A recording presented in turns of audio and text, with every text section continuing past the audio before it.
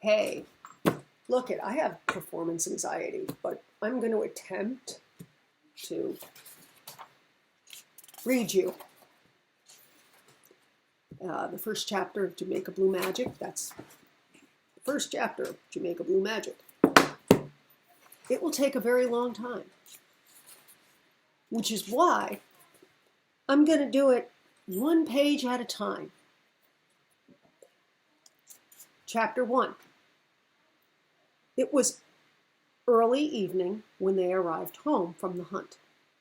Dylan tossed his blood-covered clothing in the garage trash can and washed up quickly with the hose before entering the house. Fortunately, his parents were still at church, so he and Bridget were able to sneak baths.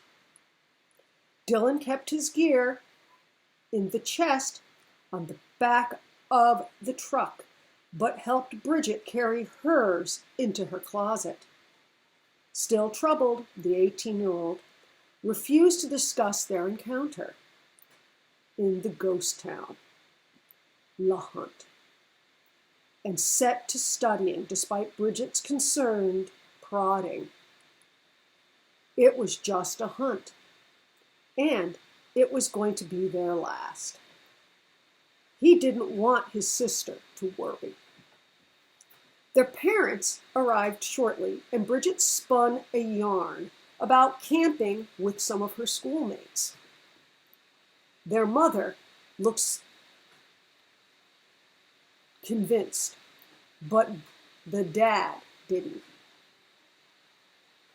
He commented on Dylan's silence with a suspicious tone in his voice. But Dylan convinced Dad that he was concerned about their upcoming test and was too exhausted to study.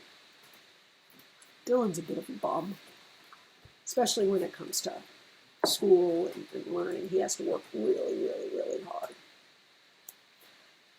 Dill let his father lecture him on the sins of partying on the weekends and maintaining grades, and how Dylan's exhaustion was a consequence.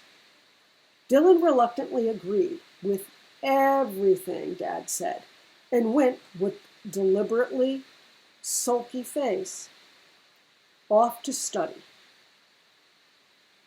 I hate it. I'm like skipping words. He actually said, Dylan reluctantly agreed with everything Dad said and went with a deliberately sulky face off to study.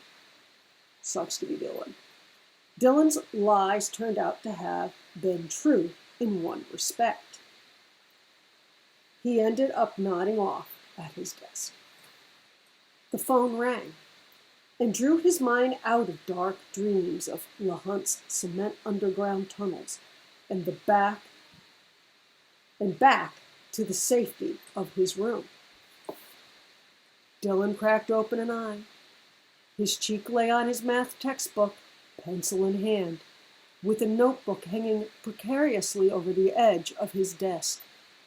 The lamp blazed yellow light on his face and brightened the dim bedroom. In the distance, he heard his mother talking to a voice he didn't recognize. And that's all I'm doing.